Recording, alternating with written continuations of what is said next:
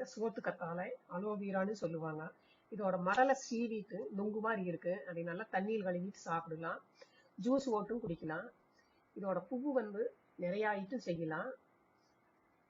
சாம்பார்ல போடலாம், புளிக்குழம்பு வைக்கலாம், மசாலா அரைச்சும் குழம்பு வைக்கலாம், பொரியலும் பண்ணலாம். இன்னைக்கு இதோட பூவை வச்சுதான் நம்ம பொரியல் பண்ண போறோம்.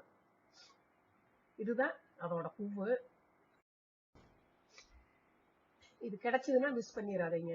இது கிராமத்துல எல்லாம் ரோட்ல எல்லாம் பூத்துருக்கு. நான் இது கீரைக்காரமாகிட்ட வாங்கினேன். இது நிறைய ஐட்டம் செய்யலாம். இது பொரியல் பண்ணலாம், புளிக்குழம்பு வைக்கலாம், சாம்பார்லையும் போடலாம், மசாலா அரைச்சு குழம்பு வைக்கலாம். இது வாங்க பொரிச்சுட்டு எப்படி செய்யறதுன்னு பார்க்கலாம். இந்த பூவெல்லாம் பொரிச்சுக்கலாம். இந்த இளந்தண்டெல்லாம் தளவுல முறிச்சு எடுத்துக்கலாம். கெட்டியா இருக்கிறதெல்லாம் கட்ட போட்டுடலாம். இந்த தலவை முறிச்சு எடுத்துக்கலாம்.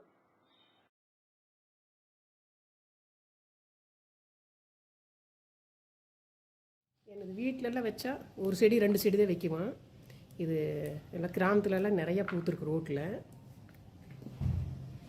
நீங்கள் கீரைக்காரிட்டு சொன்னீங்கனால கிடைக்குது. இது சோத்து கத்தாழை பூவு. தூரம் கெட்டியான குச்சி. இதெல்லாம் கட்ட போட்டுடலாம். இது வருங்க இப்படி உடச்ச உடையி. இதெல்லாம் பொடியை கட் பண்ணி போட்டுக்கலாம். உங்களுக்கு இந்த மாதிரி லேசாக இருக்கிற இளந்தண்டெல்லாம் நாம் இதில் போட்டுக்கலாம். கெட்டியாக இருக்கிறது மட்டும் கட்ட போட்டுடலாம். இது இப்போ அலாசிட்டு இந்த தண்டெல்லாம் சிறுசாக கட் பண்ணிக்கலாம். இந்த கத்தாழை பூவு நல்லா கிள்ளிட்டு பொடியை கட் பண்ணி வச்சுட்டேன். இந்த பூவை நாம் அப்படியே போட்டுடலாம். கட் பண்ண வேண்டியதில்லை. பாருங்க, இந்த தண்டு இருந்ததெல்லாம் இதை மட்டும் இந்த தண்டு மட்டும் பொடியை கட் பண்ணியிருக்கிறேன். இந்த பூவை நாம் அப்படியே போட்டுடலாம். இந்த பூவை கட் பண்ணோம்னா வேகும்போது கரைஞ்சிரும். இந்த தண்டு மட்டும் கட் பண்ணியாச்சு. சின்ன வெங்காயம் கட் பண்ணி வச்சுருக்கிறேன். கருவேப்பிலை, மிளகாய், எண்ணெய் ஊற்றி தாளிச்சிடலாம். வானொலி அடுப்பில் வச்சுட்டேன். தேவையான அளவு எண்ணெய் ஊற்றியாச்சு. கடுகு போட்டுக்கலாம். 1/2 ஸ்பூன் கடலைப்பருப்பு, 1/2 ஸ்பூன் உளுந்து பருப்பு. பருப்பெல்லாம் நல்லா செவந்து வருது. பருப்பெல்லாம் செவந்துடுது. வெங்காயத்தை போட்டுடலாம்.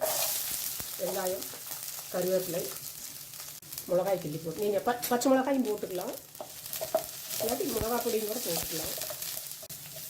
வெங்காயம் நல்லா வதங்கிடுது. இந்த கத்தாழை பூவை போட்டுடலாம். இதுக்கு தண்ணியே ஊற்ற வேண்டியதில்லை. வேணால் லேசாக தொளிக்கலாம். இப்போ தான் அலசி இருக்கிறேன். அப்புறம் ஸ்லோவிலே மூடி வச்சுட்டோம்னா அந்த ஸ்டீம்லேயே வெந்துடும்.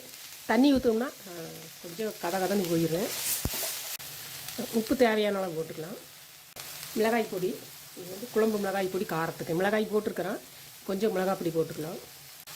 மஞ்சள் பொடி,